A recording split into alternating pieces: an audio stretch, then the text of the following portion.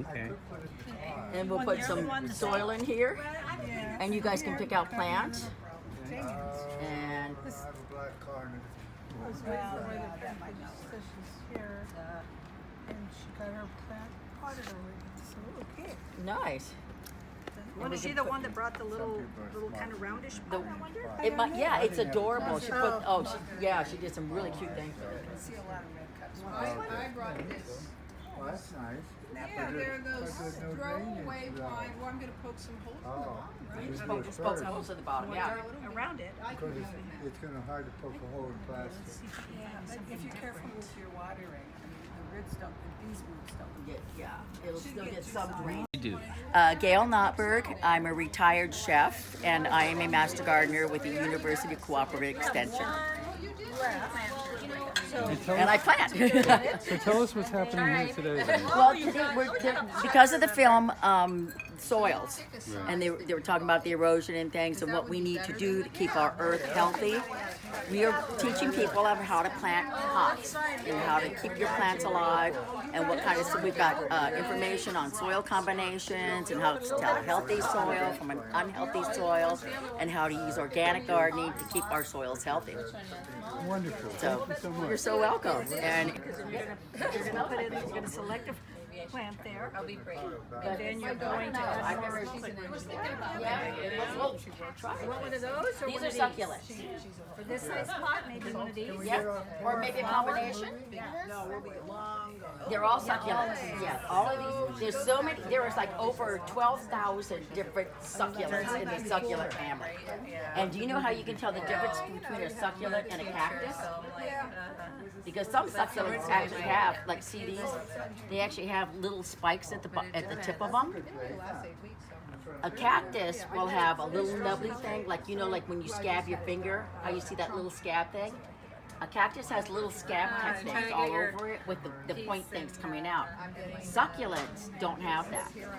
And a cactus, they're thorn things or like fingernails where you can break them off and it doesn't bother the plant at all.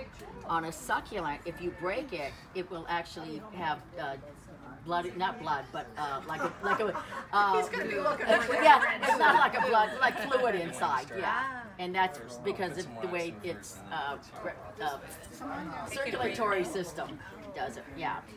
So, which you like? They call puffs. They don't, they call they puff, and they'll keep growing until you break the puffs off. And put those in a pot, and those So are you here for J Street or for the Camelot, the Cultural Center? For the cultural center. Okay, well, we have wine tasting here, a Chardonnay and a Cabernet. And then we also have lemonade, a cab.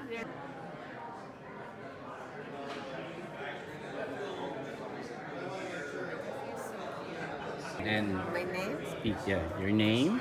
I am Sasha from Israel and from Palm Springs.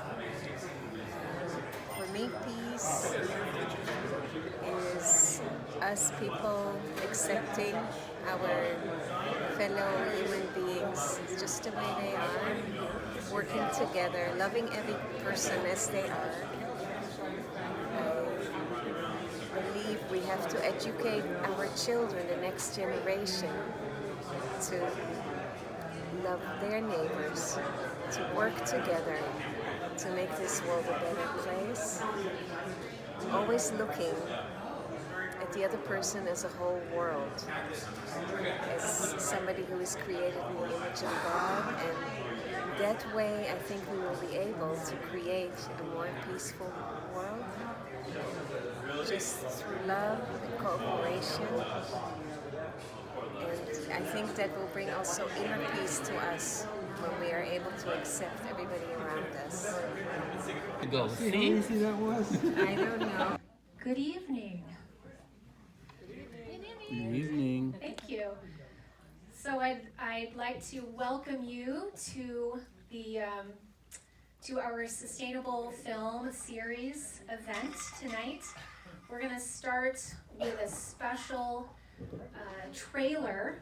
Normally our sustainable films do not have trailers, but because this is our last film, we are going to be featuring a really special trailer that is the beginning of a documentary that's being made by my very good friend, Annie Raven Arnold.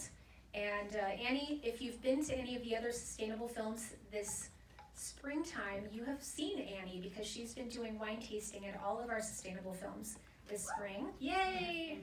Hope you've enjoyed them. And so now we have the pleasure of seeing her work in progress. So we're going to watch the trailer, and then Annie is going to be available to do a little Q&A while we wait for the director of Need to Grow to arrive. He's driving in from LA, and he's been a little bit delayed. And so we're gonna run Annie's trailer, and we're gonna talk with Annie about her film and the process of her film. And just to give you a little backstory, so Annie actually has a long history in film production. That's how she started her career, and it's where she met her husband and collaborator, Brad Arnold. And Annie is a good friend of mine. Our kids have grown up together, and they're involved in our Girl Scout troop, which has a tie-in to our movie later tonight as well. One of my goals as the farmers market manager here in the Coachella Valley is to rope as many of my friends into the farmers market as possible, and I actually managed to do that for a little while with Annie because she decided to represent one of the many wonderful wines from California and sold them at the farmers market for a while. So if she looks familiar and you're a regular farmers market shopper, that's probably why. But this past year, she's been concentrating solely on her business, Organic Wine Exchange, and also the production of this beautiful documentary. So we're gonna go ahead and get started with the trailer, and then afterwards, Annie will be available to take your questions. So if you have questions, she asked me to ask you to watch the film with a critical eye and ponder what questions you would like to have answered with the rest of the film, because it is a work in progress. So think critically about what you see in the trailer. Thank you. Okay, so I'm Megan Goring, and I'm the manager of the Certified Farmers Markets of the Coachella Valley. And so we organize the Sustainable Film Series in partnership with the Palm Springs Sustainability Commission. So this is our last film of the season. So usually starting in January, we have a film once a month. And this year, we started having them in the evenings with an activity, a related activity to the theme of the movie that we're showing. Wonderful. So tonight we're showing Need to Grow, which is a film about 3 different protagonists, 2 of which live in Orange County, and their quest to provide healthy food for everyone in their community. So we have the Master Gardeners out here tonight, and they're doing some planting. And then we have Annie from Organic Wine Exchange, and she's doing wine tasting. And she's actually done wine tasting at all of our events this season. But tonight is really special because she's actually making her own documentary film about organic wine. And so we are going to see her trailer tonight. So the footage that she's already shot, that she's put together, and do a little Q&A before the main event, which is Need to Grow. Yeah. So yeah, we're excited. Great night. So there are several different events going on tonight. J Street also has an event and a film going on tonight. So I think they're heading into that film now. We do a series of broadcasts also. Okay. Webcasts. Yeah. So stream live from the UN. Yeah. From the Peace Channel. Oh wow. And we do one for Earth Day. Oh, wonderful. So do you have an Earth Day message?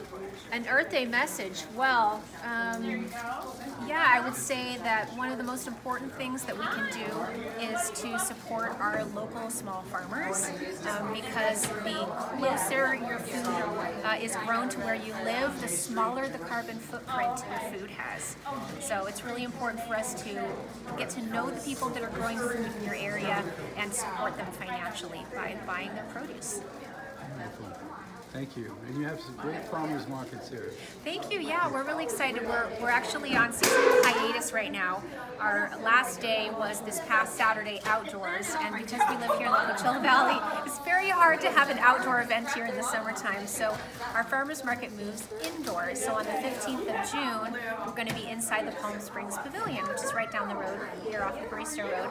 And we'll be open all summer, every Saturday inside the pavilion through September. And what are the hours? 8 o'clock to 12:30. Okay, So wonderful. starting June the 15th and going through September the 21st. Wonderful. Yeah. Thank you. Of course, my pleasure. Organic wine. Okay, let me. Does anybody have any questions about the wine? Welcome. All right. Hey, Annie. Hi. Yep. Can we get some footage, like Okay. the interview? And why is this event so important? Okay. Introduce yourself. Hello, my name is Annie Raven-Arnold. Now, the first thing I would say is that you've been a sponsor of all of this whole film series, right? Right. So that's something to bring up. Would you like me to talk into the camera or to you? Okay. So what would you like me, what was the question? Why you do it, and also the importance of the wine, especially because they're organic, and what that means, Okay. and how they're created. Okay. My name is Annie Raven-Arnold. I represent wines from around the world that are certified organic. I've been doing this for many years. My family's been in the wine industry since 1938, but it hasn't been until recent years that I have got into the organic spectrum. And as I have, I started discovering what's happening in the wine industry, mostly the good stuff. But unfortunately, I've learned a lot about the bad stuff that I didn't want to learn about, and I learned about it, kind of by happenstance. So I decided to start a company called Organic Wine Exchange.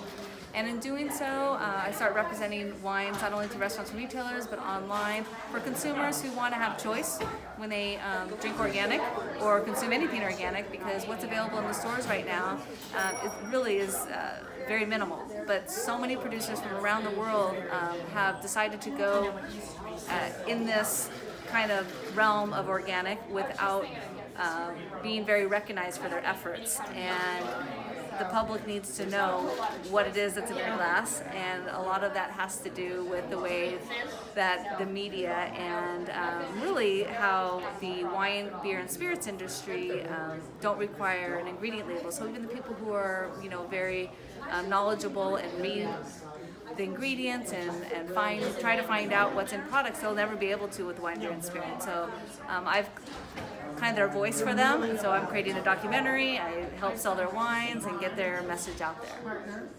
Thank you. Can you hold on to one bottle and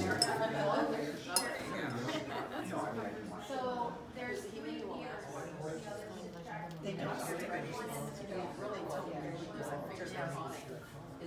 What'd you say? thank you. Hi everyone, thanks for coming on.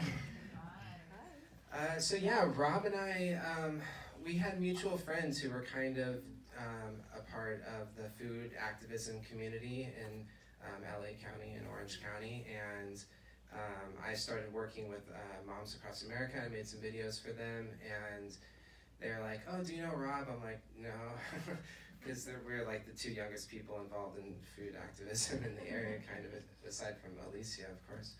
And so yeah, we just wound up connecting, and then months later I started working on this documentary, and I did some interviewed Vana Nashiva, and I met Alicia and Monica and Eric Hutter, and everything was just kind of getting bigger than I could manage, so I reached out to Rob, and then the two of us basically did everything until post-production, and then even we both edited it, and then aside from color correcting and stuff, we did the whole thing. So it was a 3.5 year long kind of journey, and then late into post-production, and went into festivals, and things kind of spiraled from there. Okay, so the other thing that I thought was really interesting once I saw the film and asked a couple more questions was that there were initially 15 different storylines and other stories from other parts of the country that you had to narrow down. And what I wanted to know, what I'd like for these people to know is, what was it about these 3 stories that sort of made the cut, and why did you decide to focus on what they were doing? Sure, yeah. This was our first documentary, so we got lucky. We got a little bit of an angel investment very early on, and we just really lucked out. But we didn't really know the stories that we were going to follow or tell, and we knew the issues we wanted to cover, and we really wanted to make a compelling documentary about solutions, which seemed to not be happening often enough, and was a challenge in and of itself. But so we traveled the U.S. We went to Boston, New York, Washington State, Oregon, all over California, and a few other spots, Montana, and we kind of filmed first acts, kind of with maybe like 15 different stories, and then narrowed those down to about 6 or 7, half of which were in Boston. And unfortunately, there were like a lot of amazing stories that we never imagined making a film without, that we had to cut. The ones that we kept, because as editing the film, those were the ones that just kind of, they were creating the film. They were telling the story that we needed to be told. And while editing, which was a very long process, and when you have no money and you're working jobs and stuff, things get complicated. We did a Kickstarter at some point to kind of help us get back to work on it.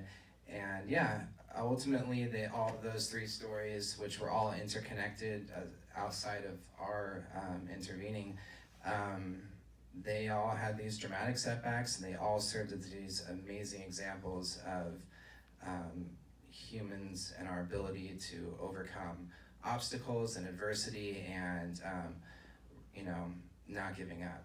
So those are the ones that spoke to us at the end of the day. We work with the United Nations. We also have a television show called Positive Spin that shows innovation and positive news, and like a good way to promote what you're doing.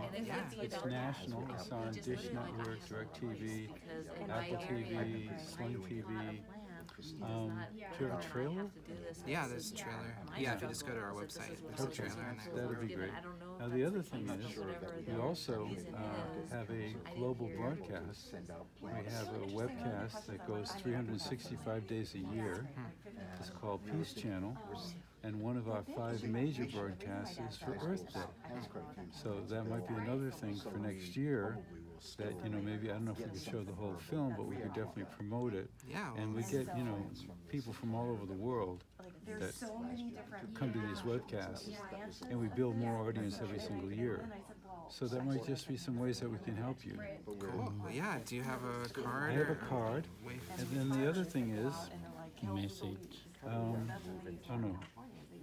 Do I have a card? Oh, that was the other person's card, sorry. It's like, that looks just like the last There you go. Anyway, so for these different broadcasts, we have a Peace Day broadcast, a Women's Day broadcast, a Refugee broadcast, Earth Day, and Human Rights. But for each one of these specific broadcasts, we ask people for their messages. So would you like to give an Earth Day message that we could use for next year? An Earth Day message to use for next year. Yeah, or an environmental message that we can use anytime.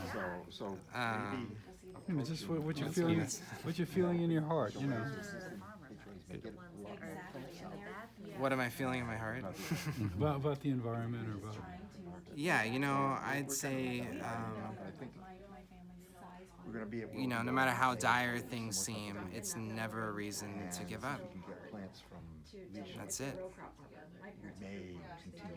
Okay. So the importance of the soil. Yeah, well, in pertaining to that, that's what our film is about. It's about how soil solves so many of our environmental issues.